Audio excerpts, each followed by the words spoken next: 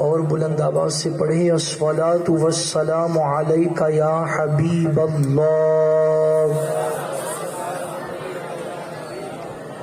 الصلاۃ والسلام علیک یا نبی اللہ، الصلاۃ والسلام علیک یا نور اللہ، وعلی آلک واصحابک یا حبیب اللہ، صلی اللہ تعالی علیہ وسلم۔ اللہ رب العالمین کے کرم اور اس کے فضل و عنایت سے اس وقت ہم اور آپ لاسل گاؤں کی سرزمین پر اس عظیم الشان پیمانے پر منعقد شدہ محفل ذکر رسول میں حاضری کی سعادتیں حاصل کر رہے ہیں۔ اللہ تبارک و تعالی ہم سب کی حاضریہ اپنی بارگاہ میں قبول فرمائے اور اس اجتماع میں آنے کو مدینے جانے کا ذریعہ اور سبب بنائے۔ یاد رکھے ماشاء اللہ، وعلیکم السلام۔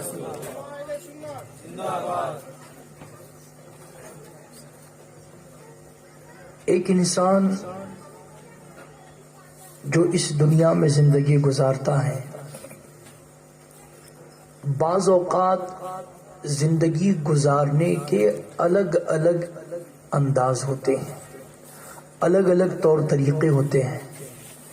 بعض لوگ محل میں زندگی گزارتے ہیں تو بعض لوگ جھوپڑے کے اندر زندگی گزارتے ہیں۔ کچھ لوگ ایسے ہیں جن کی زندگی فاقے میں گزر رہی ہے، بھوک کی شدت میں گزر رہی ہے، اور کچھ لوگ ایسے ہیں کہ جو اتنا سیر ہو کر کھاتے ہیں کہ جتنا کھاتے ہیں اتنا پھینکتے ہوئے بھی نظر آتے ہیں۔ غرض کے مختلف انداز میں، مختلف کیفیات میں لوگوں کی زندگی گزرتی ہے، اور لوگ اپنے اپنے معیار کے مطابق کسی کو دولت مند، سرمایہ دار، پیسے والا، دولت والا تصور کرتے ہیں۔ لیکن یاد رکھو، ایک انسان کتنا بھی دولت مند ہو، ایک انسان کتنا بھی سرمایہ دار ہو، ایک انسان کتنا بھی پیسے والا ہو، زیادہ سے زیادہ وہ اپنے پیسوں کے ذریعے سے ایک بنگلو، دنیا کا ایک محل خرید سکتا ہے۔ لیکن اللہ کی عزت کی قسم، ایمان وہ عظیم شے ہے کہ جس کے ذریعے سے آپ اللہ کی جنت کو خرید سکتے ہو۔ اگر ایک انسان جس کی زندگی ٹوٹی ہوئی چھت کے نیچے گزر رہی ہے، ایک انسان جو روٹی کا سوکھا ٹکڑا کھا کر اپنی زندگی گزار رہا ہے، ایک انسان جو غربت کی کیفیت میں اپنی زندگی کو گزار رہا ہے، لیکن یاد رکھے اگر اس کے پاس ایمان کی دولت سلامت ہے تو کائنات میں اس سے بڑا دھنوان دوسرا کوئی نہیں ہو سکتا۔ اسلام کی دولت اگر اس کے پاس ہے تو کائنات میں اس سے بڑا مالدار کوئی نہیں ہو سکتا، اس لیے کہ ایمان وہ عظیم شے ہے۔ اگر آپ کے پاس دولت ہو، ثروت ہو، پیسہ ہو، روپیہ ہو، تو زیادہ سے زیادہ علاقے کے، محلے کے دو چار لوگ آپ کو بڑھ کر سلام کریں گے آپ کے پیسوں کی بنیاد، مگر اللہ کی عزت کی قسم، ایمان وہ عظیم نعمت ہے کہ دنیا والے سلام کرے نہ کرے، اللہ کے فرشتے سلام کرنے کے لیے حاضری دیا کرتے ہیں۔ ایمان اس عظیم شے کا نام ہے کہ بندہ جب تک زمین کے اوپر رہتا ہے تب بھی کامیابی اس کے قدموں کا بوسہ لیا کرتی ہے، اور وہی ایمان والا اگر زمین کے اندر چلا جائے اور زمین کے اندر جانے کے لیے 8 صدیاں گزر جائے، پھر بھی لوگ اس کی دہلیز پر دامن بچھا کر بھیک مانگنے کے لیے اجمیر معلیٰ پہنچتے ہوئے نظر آتے ہیں۔ یہ ایمان کی کامیابی ہے، یہ اسلام کی برکت ہے، یہ دین کی برکت ہے کہ جب تک سرکار غریب نواز رضی اللہ تعالیٰ عنہ اس زمین کے اوپر رہے تب بھی لوگوں کے دل ان کی محبت میں دھڑکتے تھے۔ آج زمین کے اندر جانے کے لیے صدیاں گزر رہی ہے، پھر بھی لوگ ان کی محبت میں ان کے نعرے لگاتے ہوئے نظر آ رہے ہیں۔ میرے پیارے آقا صلی اللہ علیہ وسلم کے پیارے دیوانوں، اللہ تبارک و تعالی قرآن میں ارشاد فرما رہا ہے، ان الذین قالوا ربنا اللہ، بے شک وہ لوگ جنہوں نے کہا میرا رب اللہ ہے۔ کہہ دے سبحان اللہ۔ جنہوں نے کہا میرا رب اللہ ہے، اور صرف یہ کہا نہیں، ثم استقاموا، بلکہ اس پر ڈٹ بھی گئے، اس بات پر ڈٹ بھی گئے، اس بات پر جم بھی گئے، کیا کہ میرا رب اللہ ہے۔ کیا کہے آپ لوگ سب؟ میرا رب، کہے بلند آواز سے میرا رب۔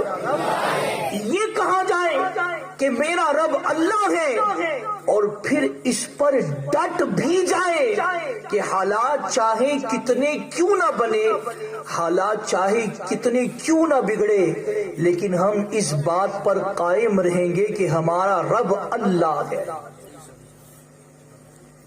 چاہے حالات کروٹ لیتے رہے، ماحول تبدیل ہوتا رہے، لیکن ہم اس بات پر ڈٹ جائے کہ ہمارا رب اللہ ہے۔ اور یاد رکھے، جب جب کسی نے کہا کہ ہمارا رب اللہ ہے، اللہ کی توحید کا اقرار کر لیا اور آقائی کریم صلی اللہ علیہ وسلم کی غلامی میں اپنے آپ کو دے دیا، تو یاد رکھو پھر آزمائشوں کا سلسلہ بھی جاری کر دیا جائے گا، مصیبتوں کا سلسلہ بھی جاری کر دیا جائے گا۔ لیکن یاد رکھے، ایک مسلمان جس نے یہ مان لیا کہ میرا رب اللہ ہے، چاہے کتنی کیوں نہ مصیبت کا سامنا کرنا پڑے، چاہے کتنی کیوں نہ آزمائش کا سامنا کرنا پڑے، چاہے کتنی کیوں نہ بلاؤں کا سامنا کرنا پڑے، مسلمان ڈٹ جاتا ہے، اس لیے کہ مسلمان کا یہ اعتقاد ہوتا ہے کہ آزمائش چاہے جتنی بڑی ہو، مصیبت چاہے جتنی بڑی ہو، بلا چاہے جتنی بڑی ہو، ان بلاؤں کا ٹالنے والا رب بھی سب سے بڑا ہے، مصیبتوں کا ٹالنے والا رب بھی سب سے بڑا ہے۔ اور جب بندہ اس اعتقاد کو اپنے سینے میں پیدا کرتا ہے، اللہ کی عزت کی قسم، وہ جہاں جاتا ہے اللہ کی رحمتیں بڑھ کر اس کا استقبال کرتی ہے، وہ جہاں جاتا ہے کامیابی بڑھ کر اس کا استقبال کرتی ہے۔ یاد رکھے، آقائے کریم صلی اللہ علیہ وسلم کے زمانے کا جائزہ لیا جائے، صحابہ کرام کی زندگی کا جائزہ لیا جائے تو اللہ صحابہ کو پکڑ پکڑ کر مارا جاتا تھا، پیٹا جاتا تھا، زد و کوب کیا جاتا تھا، نہ جانے کس قدر ظلم تشدد کا نشانہ بنایا جاتا تھا، اور کہا جاتا تھا کہ تم محمد عربی کا دامن چھوڑ دو، تم اسلام کا کلمہ چھوڑ دو۔ اللہ، کیا آپ نہیں جانتے سیدنا بلال حبشی رضی اللہ تعالیٰ عنہ آقائی کریم صلی اللہ علیہ وسلم کے ایسے عاشق ہے کہ جب سے آقائی کریم صلی اللہ علیہ وسلم کا دامن تھام لیا، حضور صلی اللہ علیہ وسلم کی محبت کا دم بھرنا شروع کیا، تو عالم کیا تھا، دشمنان اسلام ظلم کا نشانہ بنانے لگے۔ حضرت بلال حبشی رضی اللہ تعالیٰ عنہ کو مارا جاتا تھا، پیٹا جاتا تھا، حتیٰ کہ بلال حبشی رضی اللہ تعالیٰ عنہ کے بدن سے آپ کا کرتا، آپ کا قمیص اتار کر آپ کو تپتے ہوئے صحرا پر لٹا دیا جاتا تھا، اور آپ کے شکم پر ایک بڑا سا پتھر رکھ دیا جاتا تھا۔ دن بھر بلال حبشی رضی اللہ تعالیٰ عنہ تپتے ہوئے ریگستان میں لیٹے ہوئے ہیں، سونا سورج کی تمازت میں، دھوپ کی تپش میں آپ کا بدن جھلس رہا ہے۔ اللہ اللہ، دن بھر تپتے ہوئے صحرا پر لیٹنے کی بنیاد حضرت بلال حبشی رضی اللہ تعالیٰ عنہ کی پیٹھ پر زخم پیدا ہو جاتے تھے۔ جب سورج ڈوب گیا، دھوپ کا معاملہ اور سورج کی تپش کا معاملہ جب ختم ہو گیا تو یوں محسوس کیا گیا کہ شاید اب بلال حبشی کے دشمن، شاید اب اسلام کے دشمن بلال حبشی رضی اللہ تعالیٰ عنہ سے ظلم کا شکنجہ روک لیں گے، ظلم کا ہاتھ کھینچ لیں گے۔ لیکن اللہ اللہ، دنیا نے دیکھا کہ بلال حبشی رضی اللہ تعالیٰ عنہ کو دن بھر دھوپ میں لٹانے کی بنیاد آپ کی پیٹھ پر، آپ کی پشت پر دھوپ کی بنیاد جو زخم بنا، شام میں کانٹے دار ٹہنی کو لے کر بلال حبشی کے اس زخم کے ساتھ چھیڑ خانی کی جاتی تھی، ان کے زخم کو کوریدا جاتا تھا اور صرف ایک بات کہی جاتی تھی، بلال اگر تم چاہتے ہو کہ یہ ظلم کا شکنجہ تم سے کھینچ لیا جائے، یہ مصیبتوں کا معاملہ تم سے روک دیا جائے، تو اے بلال ایک مرتبہ کہہ دے کہ تو نے دامن محمد کو چھوڑ دیا، ایک مرتبہ کہہ دے کہ تو نے توحید کا انکار کر دیا ہے۔ اللہ اکبر۔ حضرت بلال حبشی رضی اللہ تعالیٰ عنہ کے جواب پر قربان جائے، بلال حبشی فرماتے ہیں، نادانو، تم ایک جان کی لالچ دے کر مجھ کو محمد عربی سے دور کرنے کی بات کرتے ہو۔ سنو، یہ تو ایک جان ہے، اگر اللہ بلال کو 100 جانے دیتا تو 100 جانے بلال اپنے آقا پر قربان کر کے بتا دیتا کہ بلال کو جان پیاری نہیں ہے، بلال کو اسلام پیارا ہے، دامن مصطفیٰ پیارا ہے۔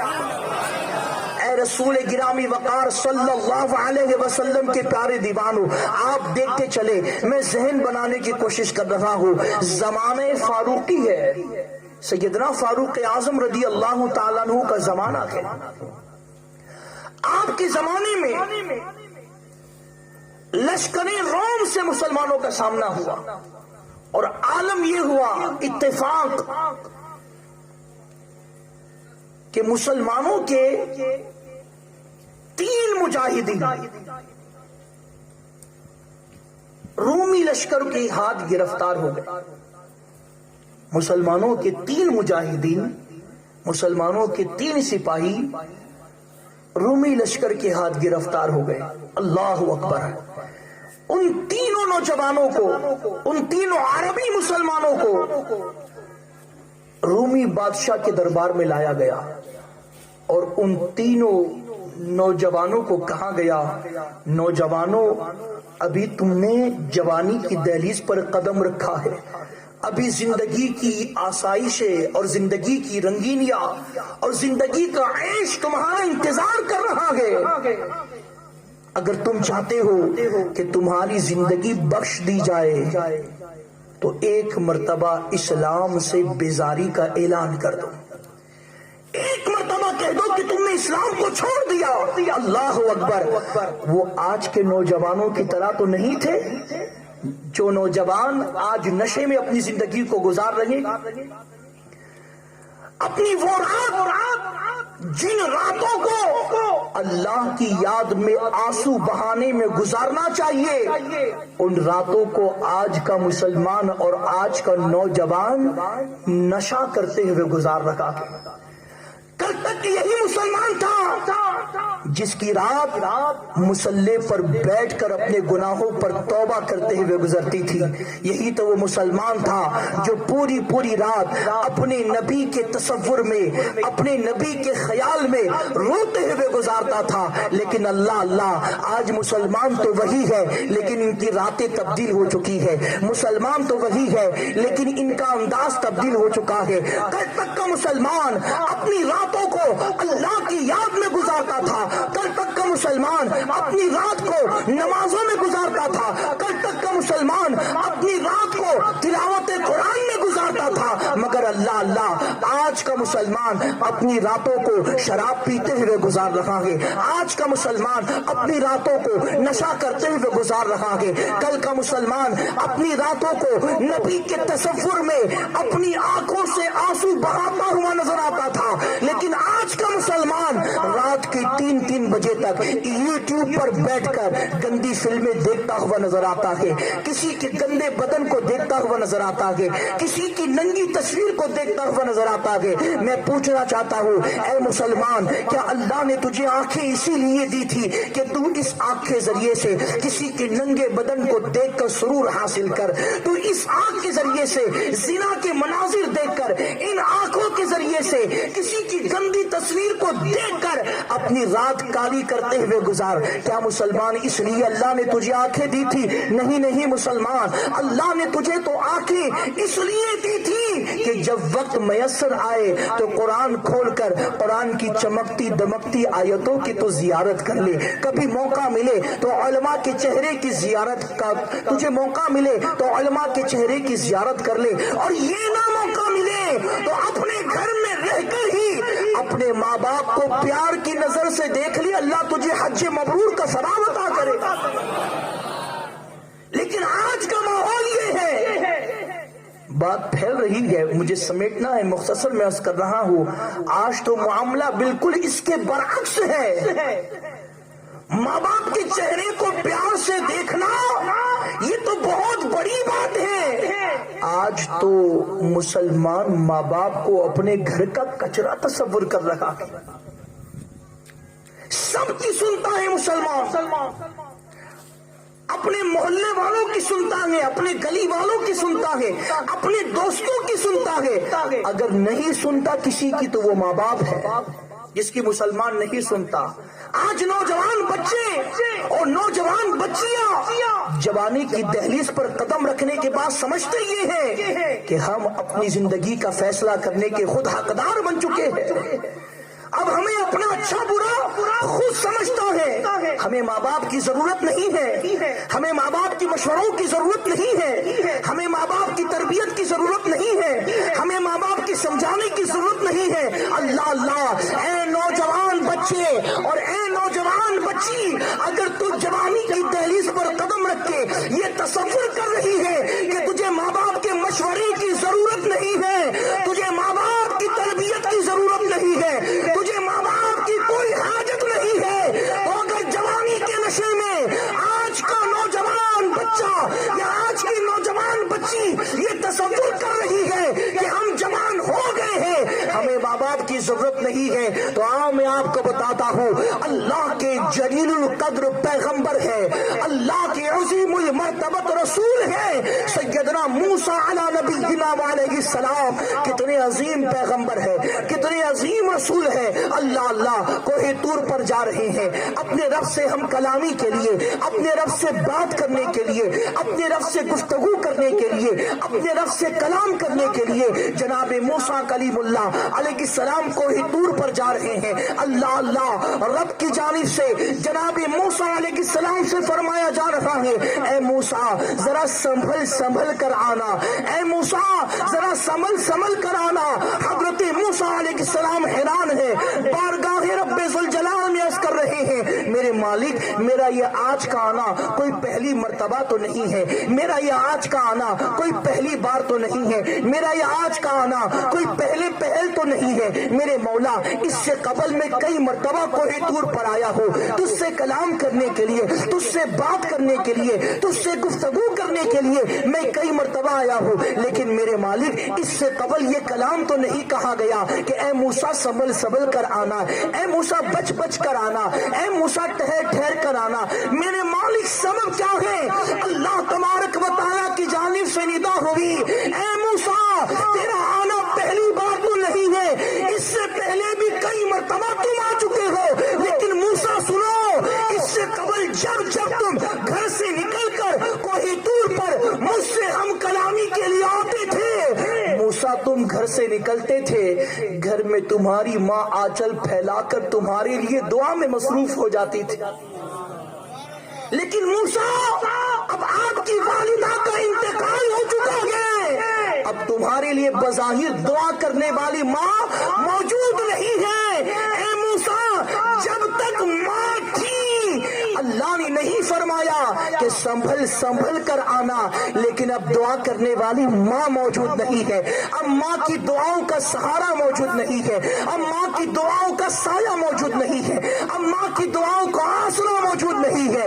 اے موسیٰ، اس لیے اب قدرت کی جانب سے اعلان ہو رہا ہے، موسیٰ سنبھل کر آنا۔ میں حیران ہوں، اگر اللہ کا ایک جلیل القدر پیغمبر منصب نبوت پر فائز ہے، اس کے باوجود اللہ کا یوں کلام کرنا ماں کی دعا کی اہمیت کو بتا رہا ہے۔ لیکن آج نوجوانوں کو کیا ہو گیا کہ نوجوان جوانی کی دہلیز پر قدم رکھ رہا ہے تو سمجھ رہا ہے کہ ماں باپ کے مشوروں کی ضرورت نہیں ہے، ماں باپ کی کوئی حاجت نہیں ہے، ماں باپ کی کوئی ضرورت نہیں ہے۔ یہاں پر رک کر بڑی پیاری بات مجھے یاد آ رہی ہے، ایک اہم نقطہ مجھے یاد آ رہا ہے، میں عرض کرتا چلوں۔ حضرت موسیٰ علیہ السلام اللہ کے جلیل القدر پیغمبر ہے، جب رب سے کلام کرنا ہوتا تھا تو جناب موسیٰ علیہ السلام کوہ طور پر آتے تھے، یہاں تک کہ جب کتاب لینے کی باری آئی، مولا کتاب چاہیے، تیری جانب سے مجھے کتاب مل جائے، تیری جانب سے میری امت کو کتاب مل جائے،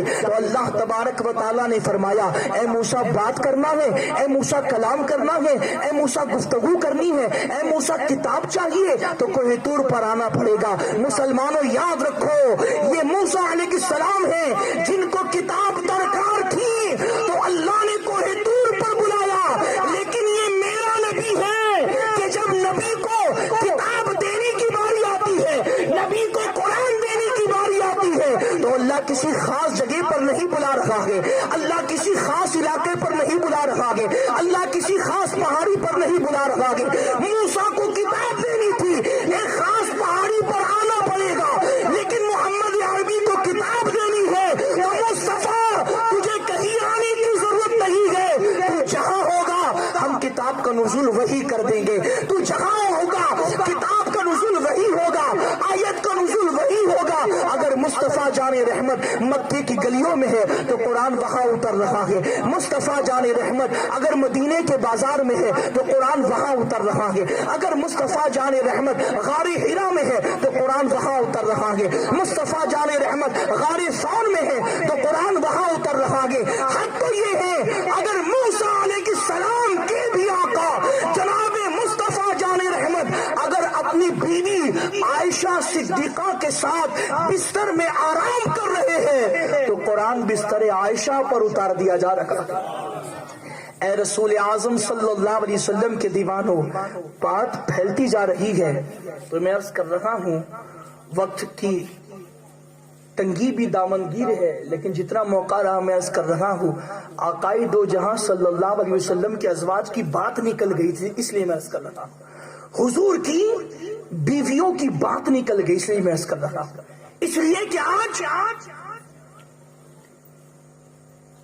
دنیا کے اندر اسلام اور پیغمبر اسلام کے حوالے سے ایک منفی اور نگیٹو سوچ لوگوں کے اندر پھیلائی جا رہی ہے۔ آقائے دو جہاں صلی اللہ علیہ وسلم کے ازواج کے حوالے سے یہ اعتراض کیا جا رہا ہے کہ محمد عربی صلی اللہ علیہ وسلم معاذ اللہ، کروڑوں بار معاذ اللہ، وہ تو عورتوں کے شوقین تھے معاذ اللہ، اس لیے انہوں نے کثرت سے شادیاں کی اور اتنی بیویاں اپنے نکاح میں لائی۔ میں عرض کروں میرے آقا صلی اللہ علیہ وسلم کی سوائے حضرت عائشہ صدیقہ رضی اللہ تعالی عنہ کے علاوہ کوئی ایک بیوی بتا دو جو کنواری ہے۔ اللہ کے حبیب صلی اللہ علیہ وسلم نے سب سے پہلا جو نکاح فرمایا، سب سے پہلا نکاح وہ 25 سال کی عمر میں فرمایا۔ کتنے سال کی؟ مسلمانوں جواب دو، کتنے سال کی؟ حضور کی عمر کتنی تھی؟ کتنی تھی؟ 25 سال۔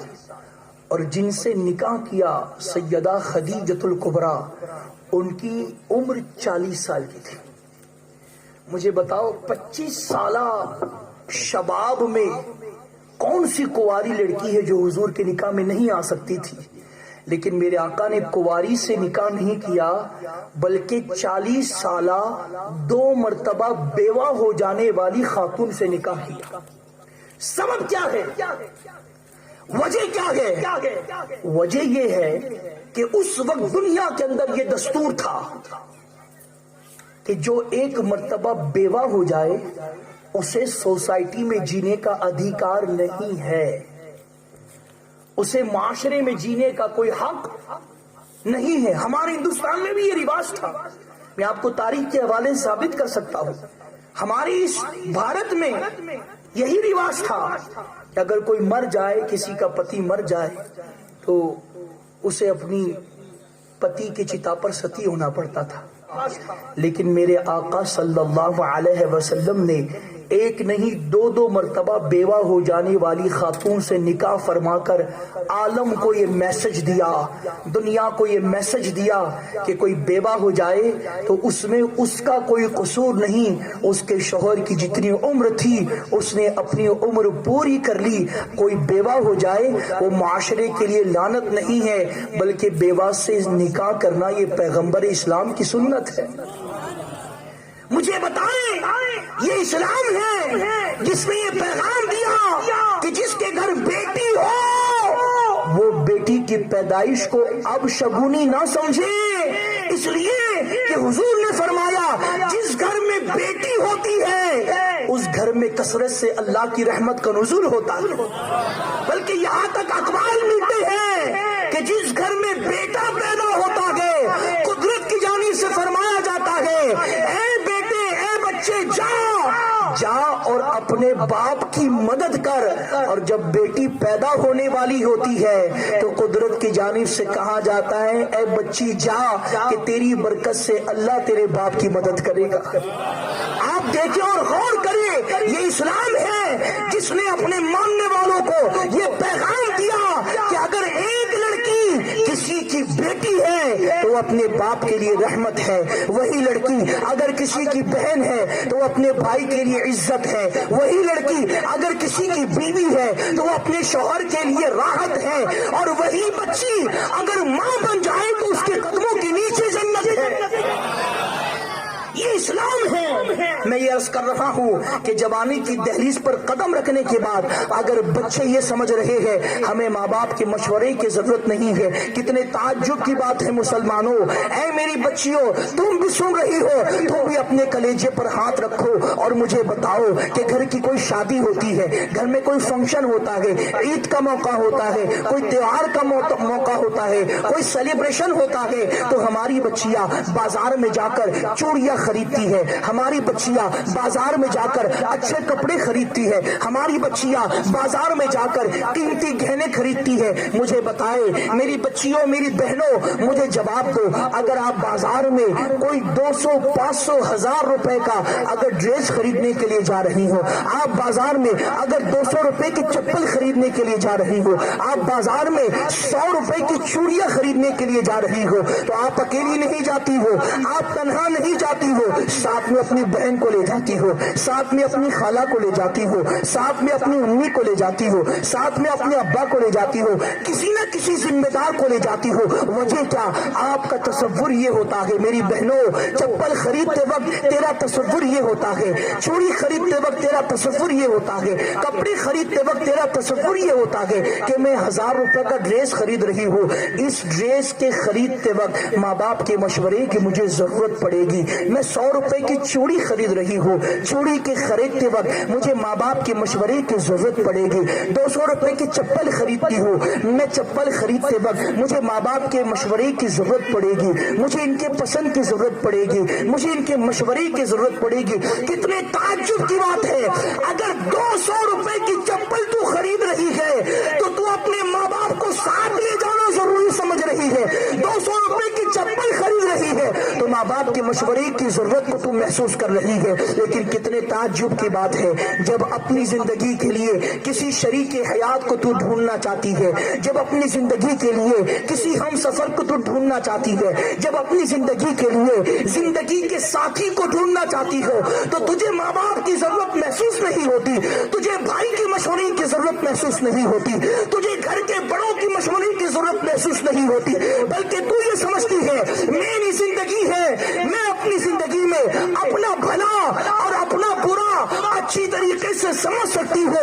اے مسلم بچیوں، یاد رکھو تم اپنی زندگی کا، شادی کا جو فیصلہ ہے یہ زندگی کا سب سے بڑا فیصلہ ہے۔ شادی کا فیصلہ یہ زندگی کی سب سے قیمتی راہ کا سفر ہے۔ شادی کا فیصلہ زندگی کا سب سے قیمتی فیصلہ ہے۔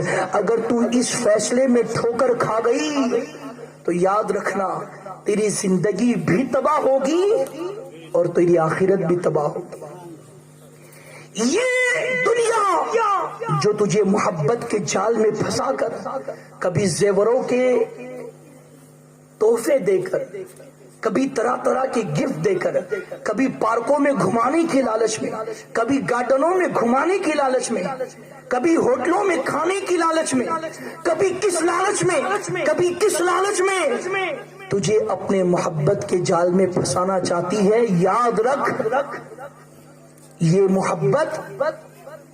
محبت نہیں ہے، بلکہ یہ صرف اور صرف ہوس ہے، ہوس۔ تیرے حسن کو، تیری خوبصورتی کو اور تیرے جمال کو لوٹنے کا بس ایک منصوبہ ہے۔ اے میری قوم کی بچی، یاد رکھ تیری زندگی کا سب سے قیمتی گہنا تیری عزت ہے۔ تیری زندگی کا سب سے قیمتی زیور تیری عزت ہے۔ ایک بار تیری عزت نیلام ہو گئی تو اللہ کی عزت کی قسم تو کبھی کسی کو منہ دکھانے کے لائق نہیں رہے گی۔ یہ جو محبتوں کے جال میں تجھے پھانس کر تیری زندگی کو برباد کرنا چاہتے ہیں، یاد رکھ اگر کسی کی محبت کے جال میں پھنس کر تیری آبرو ایک مرتبہ ختم ہو جائے تو پھر تو کسی کے گھر کی زینت بننے کے قابل نہ بچے گی۔ زندگی کا سب سے قیمتی اور سب سے بڑا خزانہ تیری حیا ہے، تیری عزت ہے، تیری پاک دامنی ہے۔ اور یہاں پر رک کر میں عرض کروں کہ اپنی بچیوں کو کوسنے سے پہلے مسلمان معاشرے میں رہنے والے ہر باپ سے، ہر ماں سے میں پوچھنا چاہوں گا کہ مجھے بتاؤ تمہاری بچیاں اپنی مرضی سے شادیاں کر رہی ہیں، جہاں اس کا دل چاہے۔ پورے ملک کے یہی حالات ہے، پورے اسٹیٹ کے یہی حالات ہے، اپنی مرضی سے شادی کر رہی ہے۔ میں پوچھنا چاہتا ہوں اے ماں، اے باپ، تیری بچی کو اپنی مرضی سے شادی کرنے کا ٹیوشن دینے کے لیے تیرے گھر کون آیا تھا؟ اپنی مرضی سے اپنے ماں باپ کو روتا بلکتا چھوڑ کر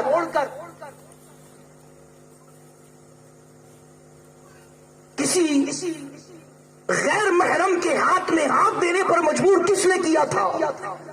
تو میں عرض کرنا چاہوں گا مسلمانوں، یہ ناجائز اور جھوٹی محبت کی پاٹھ شالہ اور ٹیوشن دینے کے لیے ہماری بچی کہیں اور نہیں گئی تھی، بلکہ یہ ٹیوشن، یہ پاٹھ شالہ آپ نے اس کو خود گھر بیٹھے دی ہے۔ آپ کہیں گے مولانا کیسے؟ تو عرض کروں، آج کا باپ، آج کی ماں اپنے بچوں کو، اپنی بچیوں کو ساتھ میں لے کر بیٹھ کر ٹی وی سیریل میں کسی کے عشق کی داستان دیکھ رہے ہیں، کسی کی محبت کی داستان دیکھ رہے ہیں، کسی کے ناجائز پیار کی داستان دیکھ رہے ہیں۔ مجھے بتاؤ، جوان بچیوں کو اور جوان بچوں کو ٹی وی کی اسکرین کے ذریعے سے تم کسی کی محبت کی داستان دکھا رہے ہو، کسی کے پیار کی داستان دکھا رہے ہو۔ مجھے بتاؤ، کیا جوان بچیاں یہ ساری چیزیں دیکھ کر اپنے جذبات پر قابو رکھ پائے گی؟ موبائل کے ذریعے سے فلموں میں کسی کی لو سٹوری دیکھ کر کیا جوان بچیاں اپنے جذبات پر قابو رکھ پائیں گی؟ یقیناً نہیں۔ تو اے مسلمان ماں اور باپ، تو نے اپنی بربادی اور تباہی کی داستان خود اپنے ہاتھوں سے ٹی وی سیریل، فلموں کے ذریعے سے، موبائل کے ذریعے سے خود لکھنا شروع کر دی ہے۔ اگر چاہتے ہو کہ بچے اور بچیاں اپنی عزت کا سودا نہ کریں تو سب سے پہلے اپنے گھروں سے ٹی وی کو اکھاڑ کر پھینکو۔ لیکن نہیں، یہ چیز تو نہیں ہوگی، اس لیے کہ ہمارے گھر میں کھانا پکانا ہے تو سیریل لگے گا، 4 لوگ مل کر بیٹھے ہیں تو ٹی وی لگے گی، کوئی فنکشن ہے تو ٹی وی لگے گی۔ ہماری قوم نماز پر نماز قضا ہو جائے لیکن ان کے ماتھے پر بل نہیں آتا، لیکن ایک وقت کا سیریل مس ہو جائے ہماری گھر کی عورتیں اس کو برداشت نہیں کر سکتی۔ کوئی سیریل اگر مس ہو جائے تو وہ دوبارہ ٹیلی کاسٹ کون سے وقت میں کیا جائے گا؟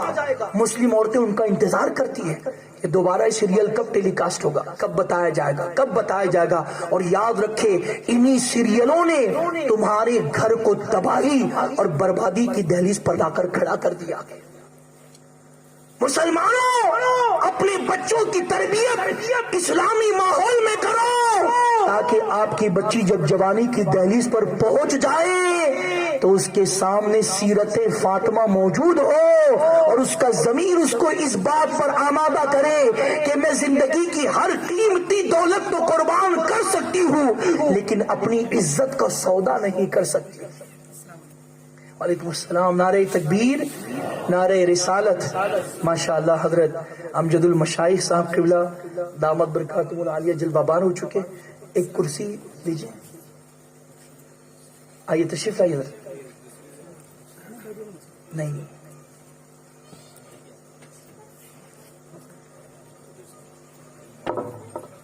ماشاءاللہ امجد المشائخ الحاج محمد امجد حسن خان قادری مدظ اللہ العالی اپنی تمام تر عظمتوں کے ساتھ جلوہ بار ہو چکے ہیں ماشاءاللہ، اور آپ ان کے چہرے کی زیارت کر رہے ہیں۔ یہ دعا کرے اللہ تبارک و تعالی ان علماء اور مشائخین کی زندگی میں بے پناہ برکت عطا فرمائے اور ان کے روح و روحانی فیض و برکات سے اللہ تبارک و تعالی سب کو مالا مال فرمائے۔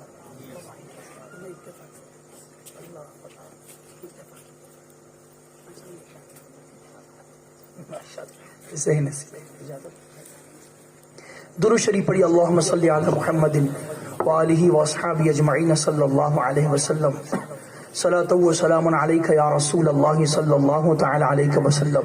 عرض میں یہ کر رہا ہوں اسلامی ماحول میں اپنے بچوں کو تربیت دو اور انہیں پردے کی اہمیت اور پردے کی ضرورت سکھاؤ۔ دنیا اگر آج یہ پروپیگنڈا کر رہی ہے کہ مسلم عورتوں کو حجاب دے کر انہوں نے اپنی عورتوں سے آزادی چھین لی ہے، انہیں قید کی زندگی میں جینے پر مجبور کر دیا ہے، تو یاد رکھو میں آپ کو مثال دے کر عرض کرنا چاہوں گا۔ آپ نے کبھی چاکلیٹ دیکھا ہے؟ کتنے لوگوں نے نہیں دیکھا ہے؟ چاکلیٹ ہاتھ اوپر کرے۔ اچھا سب نے دیکھا ہے ماشاءاللہ۔ اچھا کتنے لوگوں نے دیکھا ہے چاکلیٹ وہ ہاتھ اوپر کر کے بتائے؟ اچھا سب نے دیکھا ماشاءاللہ۔ چاکلیٹ جب تک ریپر میں ہوتا ہے وہ چاکلیٹ محفوظ ہوتا ہے، اگر آپ چاکلیٹ کا ریپر اتار کر اسے زمین پر رکھو تو حال کیا ہوگا؟ چوٹیاں آئیں گی، کاکروچ آئیں گے، کیڑے مکوڑے آئیں گے، کوئی اسے چوسے گا، کوئی اسے چاٹے گا، کوئی اسے کھینچے گا، کوئی کیا کرے گا، کوئی کیا کرے گا۔ پتہ یہ چلا کہ چاکلیٹ جب تک ریپر میں تھی وہ چاکلیٹ محفوظ تھی، وہ چاکلیٹ پروٹیکشن میں تھی، وہ چاکلیٹ حفاظت میں تھی۔ یاد رکھے حجاب اتار کر ہم اپنی بچیوں کو کسی کی گندی نظروں کا نشانہ بنانا نہیں چاہتے ہیں، حجاب سے بچیوں کو دور کروا کر ہم اپنی بچیوں کو کسی کی گندی نظروں کا نشانہ بنانا نہیں چاہتے ہیں، بلکہ حجاب دے کر، پردہ دے کر ہم نے اپنی بچیوں کی گندی نظروں سے اور گندی نگاہوں سے حفاظت کا سامان کر لیا۔ مزید مثال آپ سمجھنے کی کوشش کریں۔ اگر حجاب میں اور پردے میں ہم اپنی بچیوں کو اور اسلام کی بیٹیوں کو یاد رکھیں یہ میرا بھارت ہے، یہ ہندوستان ہے، اور الحمدللہ ہم مسلمان ہونے کی حیثیت سے اپنے ملک ہندوستان سے بڑی محبت کرتے ہیں، بڑی محبت کرتے ہیں، اتنی محبت کرتے ہیں، اتنی محبت کرتے ہیں کہ ہم زندگی بھر بھی ہندوستان نہیں چھوڑتے اور مرنے کے بعد بھی ہندوستان کی زمین نہیں چھوڑتے۔ عالم یہ ہے اس ہندوستان کی دھرتی سے ہم کو محبت اتنی ہے کہ دن میں 5 مرتبہ نمازوں کے بہانے سے ہم اس کو چومتے ہوئے نظر آتے ہیں۔ کون کرے گا اتنی محبت اس ملک کی زمین سے جتنی کہ مسلمان نے کی ہے؟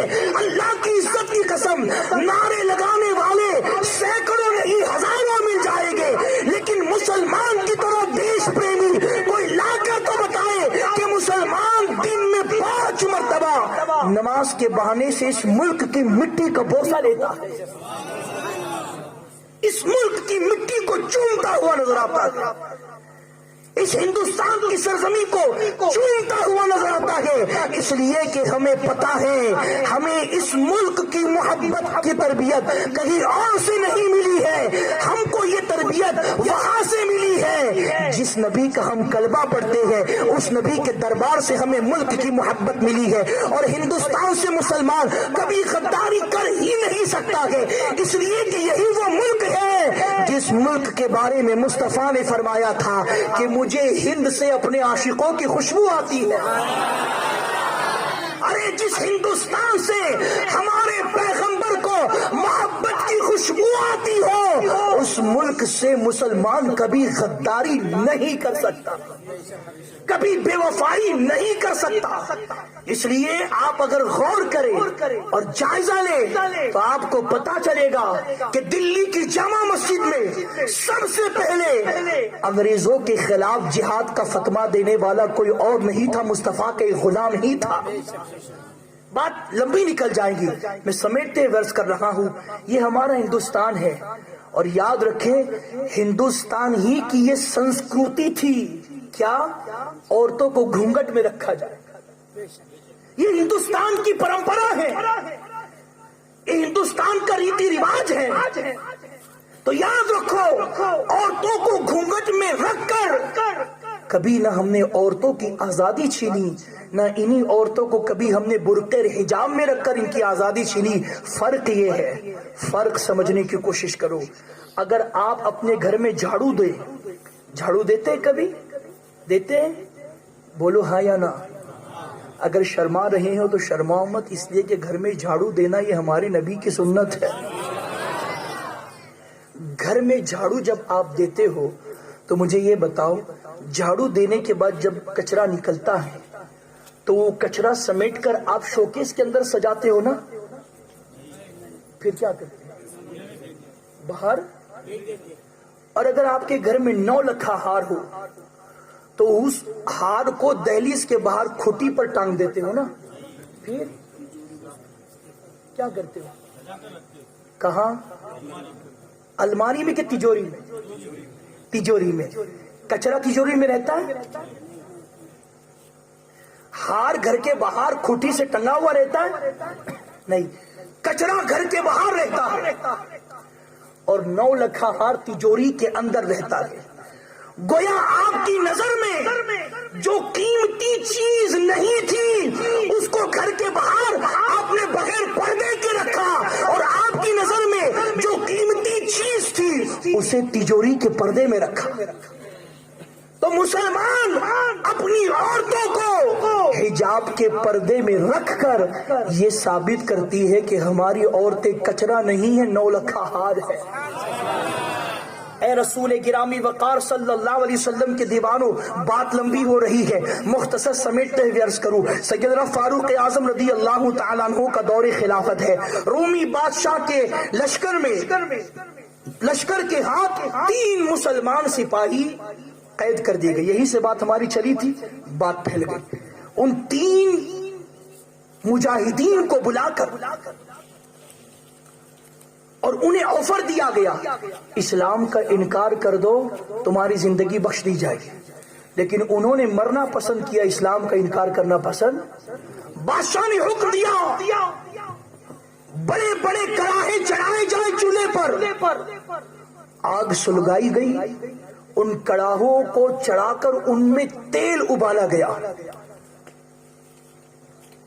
رومی بادشاہ نے کہا کہ یکے بعد دیگرے ان تینوں بھائیوں کو، وہ تین سگے بھائی تھے جو رومی لشکر کے ہاتھ گرفتار ہوئے تھے، تینوں بھائیوں کو کہا گیا کہ جلتے ہوئے تیل میں ان کو ڈال دو۔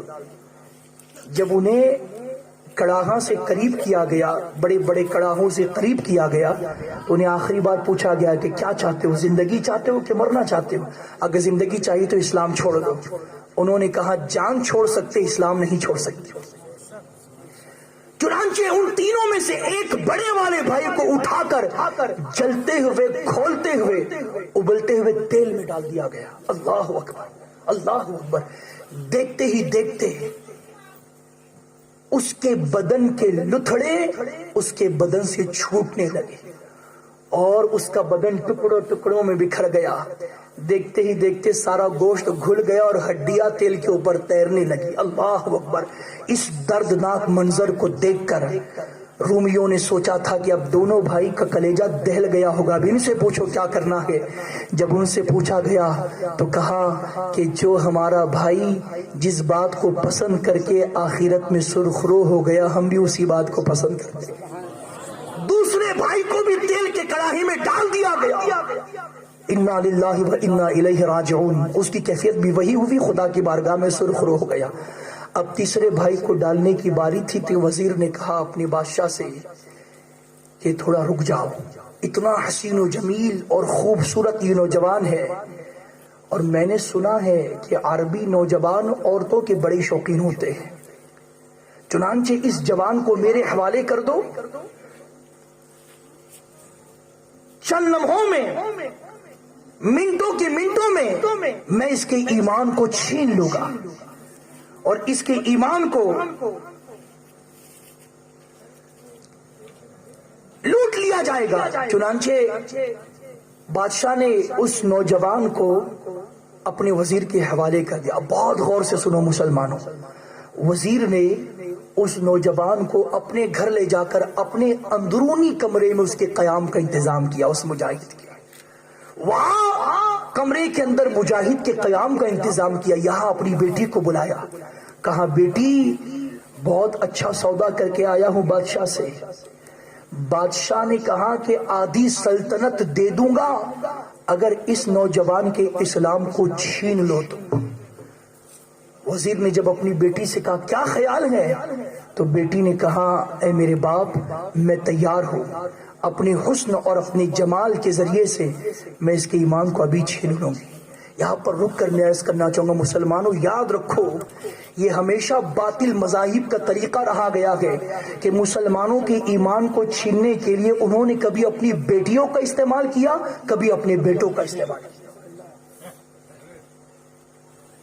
دنیاوی تخت و تاج کے لیے، دنیاوی تخت و تاج کے لیے باطل مذاہب نے ہمیشہ اپنی بیٹیوں کی عزت کا سودا کیا، اپنے بیٹوں کی عزت کا سودا کیا ہے، اپنے ہاتھوں سے اپنی بیٹیوں کے سروں سے دوپٹے اتار کر مسلم آبادیوں میں بھیجا ہے تاکہ مسلمان ان کے حسن میں فریفتہ ہو کر اپنے ایمان اور اسلام کا سودا کرے۔ یہاں پر بڑی پیاری بات مجھے یاد آ رہی ہے، یہ باطل کا طریقہ ہے کہ اپنی بچیوں کے سروں کو ننگا کر کے مسلمانوں کے درمیان میں بھیج کر مسلمانوں کے اسلام کو چھیننے اور لوٹنے کی کوشش کی گئی ہے۔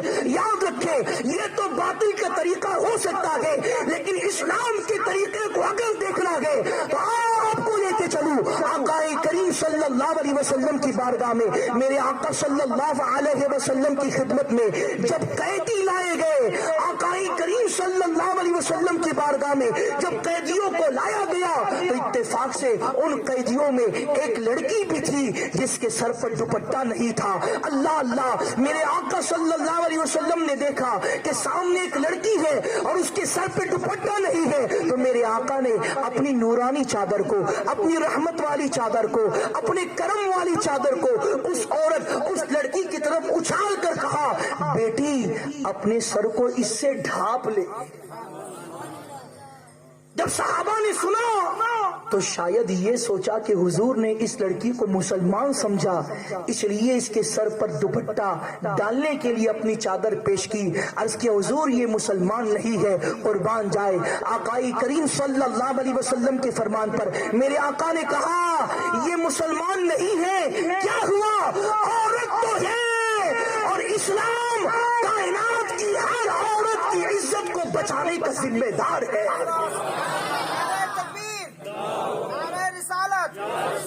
چاہے کسی کی بیٹی ہو، اسلام ہر بیٹی کی آبرو کو بچانا چاہتا ہے. چاہے کسی کی بیٹی ہو، انسان ہر بیٹی کی عزت کو بچانا چاہتا ہے. چاہے وہ ہمارے مسلمانوں کی بیٹی ہو یا ہندو بھائیوں کی بیٹی ہو، وہ کسی کی بیٹی ہے تو کسی کی بیٹی. اسلام نے یہ اپنے ماننے والوں کو تربیت دی ہے کہ چاہے بیٹی کسی کی ہو، لیکن عزت کو تحفظ دینے کے لیے، عزت کو تحفظ دینے کے لیے کوئی اور نہیں، اسلام ذمہ دار ہے. میں یہ عرض کر رہا ہوں، باطل کا ہمیشہ یہ طریقہ رہا ہے کہ انہوں نے اسلام چھیننے کے لیے اپنی بیٹیوں کے سر سے دوپٹے اتارے ہیں. وزیر نے اپنی بیٹی کے سر سے دوپٹہ اتار کر اس مجاہد کے کمرے میں بھیج دیا اور کہا جاؤ بیٹی آج رات اپنے حسن کا کمال دکھاؤ، آج رات اپنے جمال کے جلوے کو بکھیر کے اس سے اس کے اسلام کا سودا کر لو، اس سے اس کے اسلام کو چھین لو. اللہ اللہ، وہ خاتون رات کی شروعات میں داخل ہوئی. اللہ اللہ، جب پوری رات ختم ہوئی، جب صبح چڑھ آئی، جب صبح صادق نکل آئی تو اپنے باپ کے پاس واپس جب پہنچی تو باپ بڑا خوش تھا کہ میری بیٹی میرے لیے خوشخبری لا رہی ہے. بیٹی کیا ہوا؟ کام تمام ہو گیا، اس کے اسلام کو تم نے چھین لیا. اللہ اکبر. اس بیٹی نے کہا باپ میں پوری رات اس کے ارد گرد گھومتی رہی، لیکن ایک لمحے کے لیے بھی میری طرف پلک اٹھا کر نہیں دیکھا، ایک لمحے کے لیے نہیں دیکھا. شاید ہو سکتا ہے کہ اس کی یہ رات کوئی عبادت کی رات ہو، اس لیے اس نے پوری رات عبادت میں گزاری. میں دوسری رات جاؤ گی اس کے ایمان کو چھینو گی. دوسری رات آئی، جب وہ بچی اس مجاہد کے کمرے میں داخل ہوئی تو دیکھا کہ وہ قرآن کریم کی تلاوت کر رہا ہے. یہاں پر رک کر ایک مزید بات میں عرض کر دوں. اب ظاہر سی بات ہے جو لوگ ایمان چھیننا چاہتے وہ قرآن پڑھنے کے لیے تو ان کے کمرے میں نہیں رکھا ہوگا نا. پھر بھی قرآن کی تلاوت ہو رہی ہے. پتا چلا کہ جو مجاہدین ہوتے تھے وہ حافظ قرآن بھی ہوتے تھے، اور جو حافظ قرآن ہوتے تھے وہ دین کی سرحدوں کی حفاظت کرنے والے مجاہدین ہوتے تھے. دوسری رات آئی، اس حسینہ نے کوشش کی ناکام رہی. تیسری رات آئی، حسینہ نے کوشش کی ناکام رہی. یہاں تک کہ 40 راتیں کوشش کرنے کے باوجود وہ عورت ناکام رہی. مسلمانوں میں پوچھنا چاہتا ہوں، آج تم اپنے موبائل کے ذریعے سے گندی تصویریں دیکھنے میں پوری رات برباد کرتے ہو. مجھے بتائے ہمارے اسلاف کی نگاہیں کتنی پاک تھی کہ 40 رات تک کوشش کی گئی کہ ایک مرتبہ میری طرف پلک اٹھا کر تو دیکھ لے. لیکن ہمارے اسلاف کا یہ کردار تھا کہ 40 راتوں میں 40 لمحے کے لیے بھی اپنی نظروں کو گندا کرنا پسند نہیں کیا، اپنی نگاہوں کو گندا کرنا پسند نہیں کیا. جب 40ویں رات تھی تو وہ عورت حیران رہی، پریشان رہی اور بات کرنے پر مجبور ہوگی اور کہا اے نوجوان تم انسان ہو کہ پتھر ہو؟ میں اتنی حسین ہوں، میں اتنی خوبصورت ہوں، میں اتنی جوان ہوں کہ میرا ایک جلوہ دیکھنے کے لیے بڑے بڑے راجے مہاراجے بے قرار رہتے ہیں، بڑے بڑے بادشاہ ترستے رہتے ہیں، لیکن میں تیرے پاس 40 راتیں آتی رہی لیکن ایک لمحے کے لیے تو نے میری طرف نہیں دیکھا. سبب کیا ہے؟ اللہ اکبر. جب عورت نے اس انداز سے گفتگو کی تو اب جوان گفتگو کرنے پر مجبور ہوا اور جواب دینے پر مجبور ہوا. جوان نے کہا کیا پوچھنا چاہتی ہوں؟ حسینہ نے کہا بس یہ بتا دو کہ تم میری طرف ایک لمحے کے لیے نہیں دیکھتے، کیا تمہاری نگاہوں میں مجھ سے بڑا کوئی حسین ہے؟ اس جوان کے جواب پر قربان جائیں۔ وہ جوان کہتا ہے اللہ کی عزت کی قسم، جس کی نگاہوں میں محبوب خدا کا حسن ہو وہ دنیا کے کسی حسن کی طرف نظریں نہیں گاڑتا۔ جس کی نگاہوں میں جمال محمد ہو وہ کسی کے جمال کی طرف تھوکنے کے لیے بھی تیار نہیں ہوتا۔ اللہ اللہ، اس حسینہ نے کہا کیا تمہارے پیغمبر اتنے حسین ہیں، کیا تمہارے پیغمبر اتنے جمیل ہیں؟ تو مجھے بھی پھر ان کے جمال کا دیدار کرا دو، مجھے بھی ان کی خوبصورتی دکھا دو۔ اللہ اللہ، اس جوان نے کہا ان کا جمال ایسے نہیں ملتا، ان کے جلوے ایسے نہیں ملتے، ان کی غلامی ایسے نہیں ملتی۔ پھر کہا کیسے ملتی ہے؟ کہا کلمہ پڑھ لو، ان کی غلامی بھی مل جائے گی، ان کا جلوہ بھی دکھ جائے گا۔ وہ عورت جو اپنے جمال کے ذریعے سے کسی کے ایمان کو چھیننے کے لیے آئی تھی، اس مسلمان کی استقامت نے اسی کو مسلمان ہونے پر مجبور کر دیا۔ جب کلمہ پڑھ لیا مسلمان ہو گیا، مسلمان ہو گئی وہ عورت، تو اب اس نے کہا کہ ہمارا بھی یہاں رکنا خطرے سے خالی نہیں ہے۔ میں استبل جاتی ہوں، شاہی استبل، وہاں سے 2 گھوڑے لاتی ہوں اور ان دونوں گھوڑوں پر سوار ہو کر ہم راتوں رات تیز رفتار کے ساتھ نکلیں گے اور مدینے پہنچ جائیں گے، وہاں اپنی زندگی سکون سے گزاریں گے۔ نوجوان نے منظور کر لیا، یہ حسینہ گئی شاہی استبل، وہاں سے 2 گھوڑے لا کر ایک گھوڑا اس جوان مجاہد کو دیا، ایک گھوڑا خود لیا اور دونوں گھوڑے پر سوار ہو کر تیز رفتار سے دوڑ رہے ہیں۔ سوئے مدینہ یہ قافلہ جا رہا ہے، سوئے مدینہ ان دونوں کا ایک چھوٹا سا قافلہ جا رہا ہے۔ اللہ اللہ، ابھی کچھ دور چلے ہی تھے کہ پیچھے سے اڑتی ہوئی دھول نظر آئی۔ ابھی کچھ دور چلے ہی تھے کہ پیچھے سے اڑتی ہوئی دھول نظر آئی۔ اڑتی ہوئی دھول دیکھ کر محسوس کیا کہ رومی بادشاہ کو پتا چل گیا اور اس نے ہمیں پکڑنے کے لیے لشکر ہمارے پیچھے روانہ کر دیا۔ یہ اڑتی ہوئی دھول تیز چلتے ہوئے گھوڑوں کے آنے کے اثرات ہے۔ ممکن ہے کہ ہمیں رومی لشکر گرفتار کر لے۔ نوجوان نے کہا کوئی غم نہ کر، اگر اللہ کو یہی منظور ہے تو اللہ کی رضا میں راضی رہنا یہی مسلمانوں کی شان ہے۔ اس لیے کہ مسلمانوں کا تصور اور مسلمانوں کا توکل یہ اسباب پر نہیں ہوتا ہے، خالق اسباب پر ہوتا ہے۔ اگر اللہ کو یہی منظور، ہم مرنے کے لیے تیار، اور اللہ کو منظور نہیں ہے تو کائنات کی کوئی طاقت ہمیں مار نہیں سکتی۔ چنانچہ اس تصور کے ساتھ تسلی دی اور چلتے جا رہے۔ ابھی چلتے چلتے ہوا یوں کہ صبح صادق نمودار ہو گئی، فجر کا وقت شروع ہو گیا۔ تو اب نوجوان نے کہا عورت اب آگے بڑھنا مناسب نہیں ہے، اس لیے کہ فجر کا وقت ہو چکا ہے۔ اب ہمارا دین ہم سے تقاضا کرتا ہے کہ ہم اپنی مصروفیت کو چھوڑیں اور اللہ کا سجدہ نماز فجر کو ادا کریں۔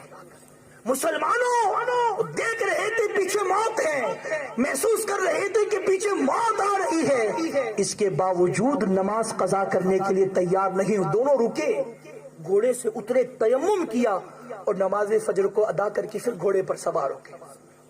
چلنے لگے، دوڑ رہے ہیں، لیکن اب عجیب اتفاق ہے، جتنا تیز دوڑ رہے ہیں پیچھے سے آنے والی دھول اتنی ہی قریب ہوتے جا رہی ہے۔ عورت بے قرار ہے، بے چین ہے، حیران ہے، لیکن اس مجاہد کے چہرے پر مسکراہٹ نظر آ رہی ہے، تسلی کے آثار نظر آ رہے ہیں، بڑا اطمینان اور بڑی کیفیت نظر آ رہی ہے۔ اللہ اکبر!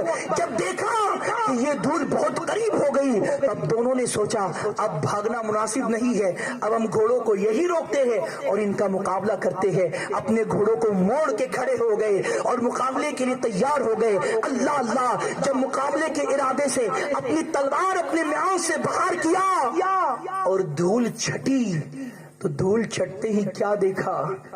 رومیوں کا کوئی لشکر نہیں ہے، دشمنوں کا کوئی لشکر نہیں ہے، بلکہ دونوں گھوڑوں پر سوار وہی 2 بھائی نظر آ رہے ہیں جن کو جلتے ہوئے تیل میں ڈال دیا گیا تھا۔ جن کو کھولتے ہوئے تیل میں ڈال دیا گیا تھا، وہی دونوں بھائی گھوڑے پر سوار ہو کر آتے ہوئے نظر آ رہے ہیں۔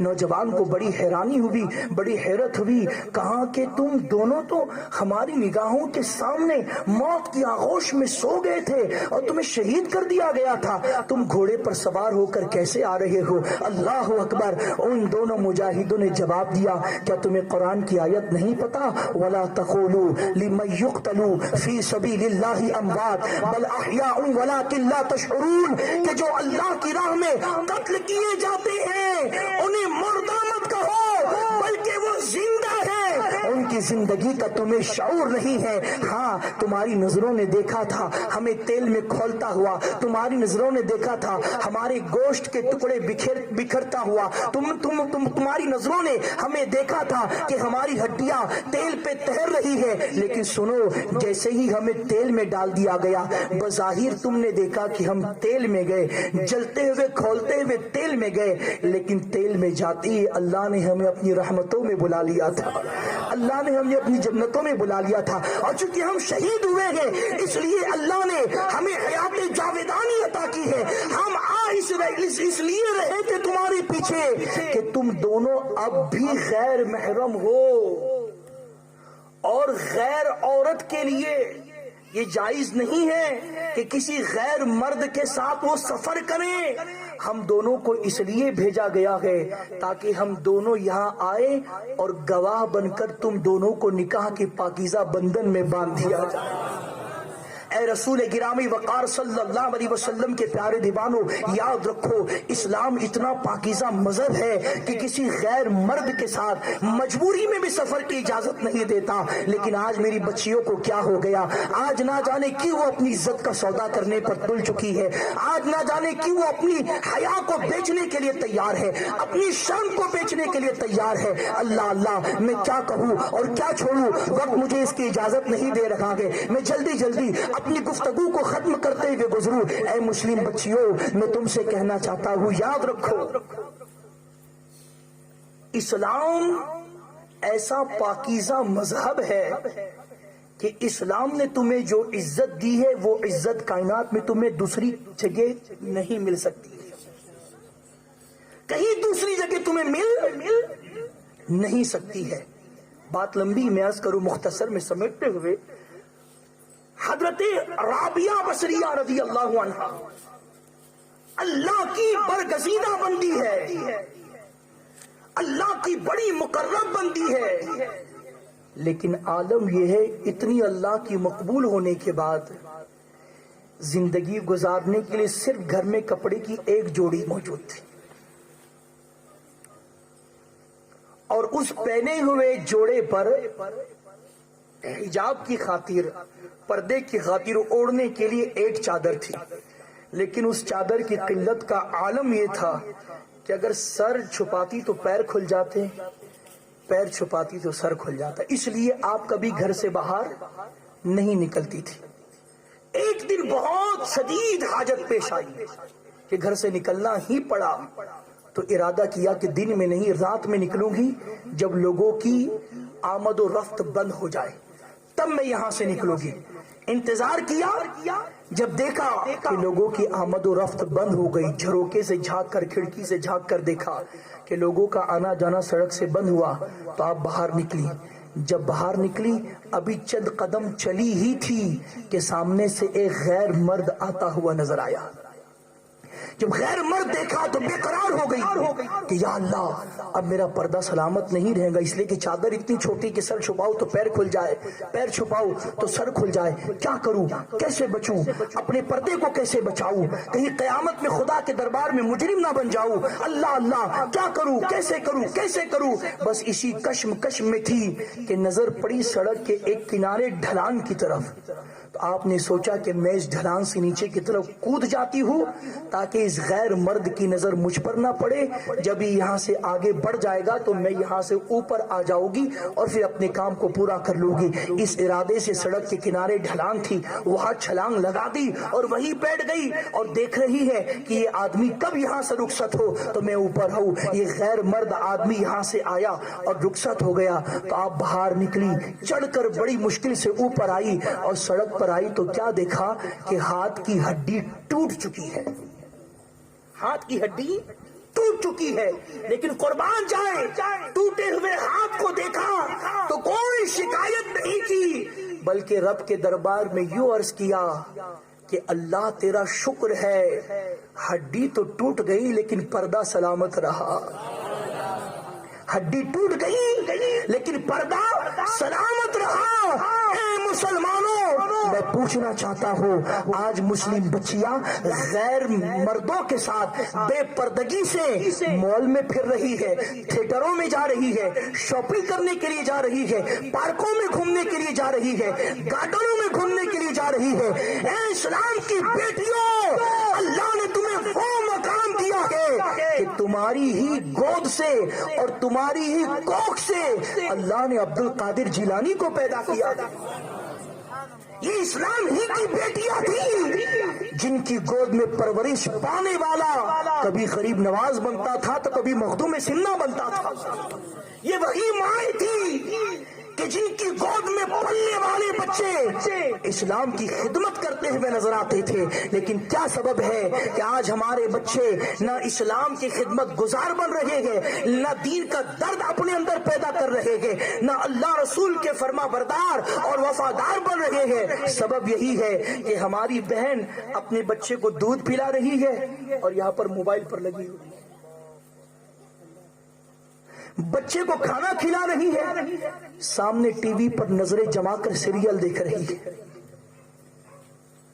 مجھے بتاؤ، جن بچوں کی تربیت سیریلوں کے سائے میں ہوگی، جن بچوں کی تربیت فلموں کے سائے میں ہوگی، جن بچوں کی تربیت گانے، میوزک، ڈھول باجے گاجوں کے ساتھ ہوگی، وہ بڑے ہو کر عبد القادر جیلانی تو نہیں بننے والے، غریب نواز اجمیری تو نہیں بننے والے، مخدوم سمنہ تو نہیں بننے والے۔ کتنے تعجب کی بات ہے مسلمانوں، آج ہمارا بچہ ہو یا بچی، دنیا کی ہر چیز ان سے لے لو، وہ دے دیں گے، موبائل نہیں دے سکتے۔ کیوں؟ کیا سبب ہے؟ سبب یہی ہے کہ گھر میں بیٹھے بیٹھے موبائل کے ذریعے سے دنیا بھر کے گناہ کرنا آسان ہو گیا، دنیا بھر کی گندگی کرنا آسان ہو گیا ہے۔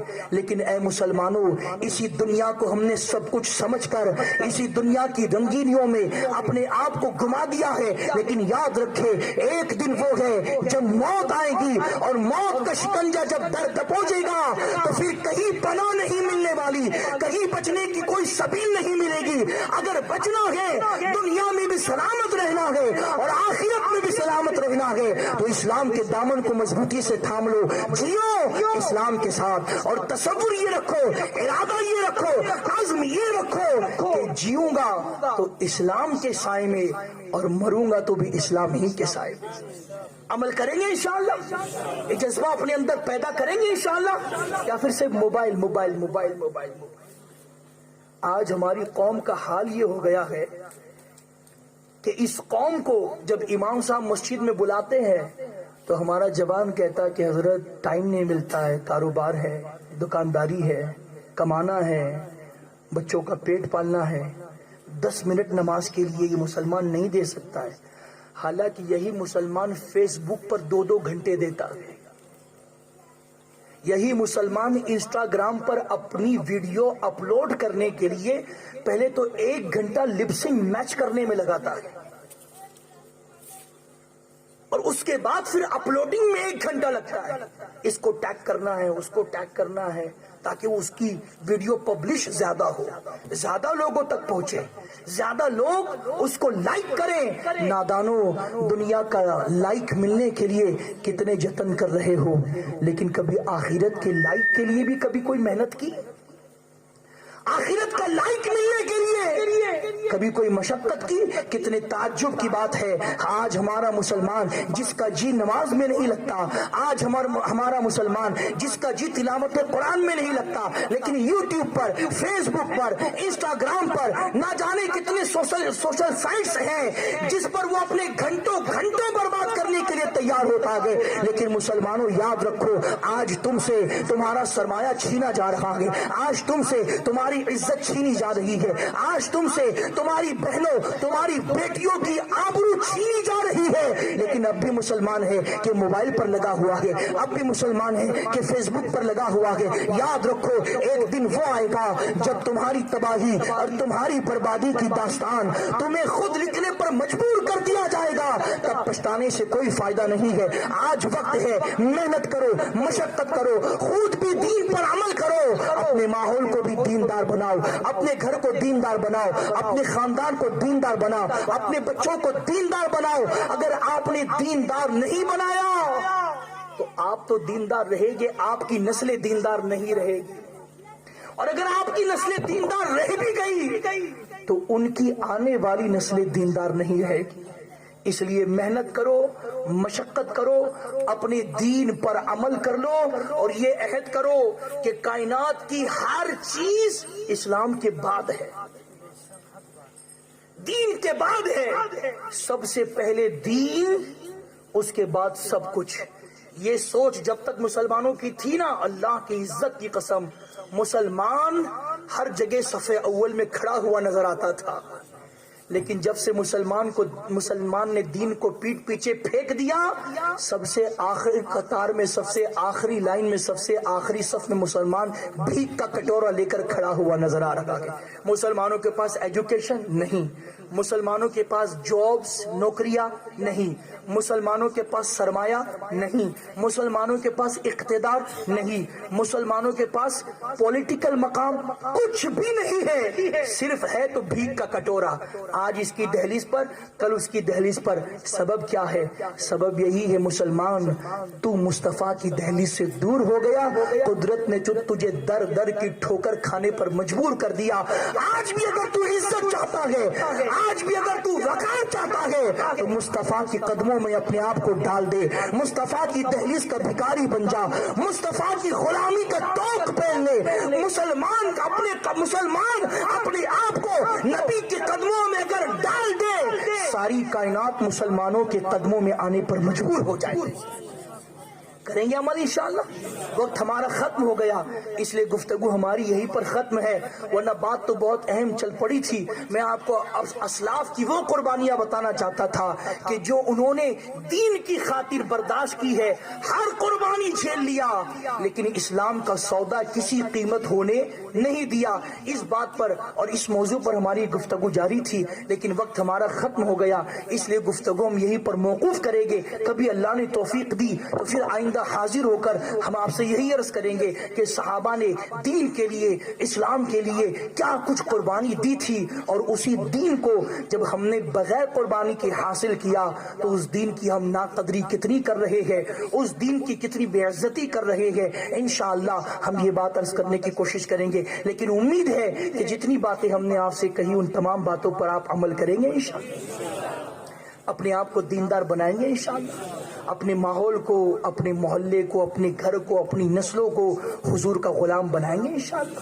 اگر یہ کام کر لیا تو گویا آپ نے اپنی زندگی کامیاب کر لی, اور یہ کام نہیں کیا تو آپ کی زندگی بھی تباہ ہو گئی, اور مرنے کے بعد آپ کی موت کے اندر بھی آپ کو صرف تباہی, بربادی, اس کے سوا کچھ نہیں ملے گا. عمل کریں گے انشاءاللہ. باتیں بہت زیادہ تھی, وقت ہمارا ختم ہوگا, اس لیے گفتگو یہی پر ختم.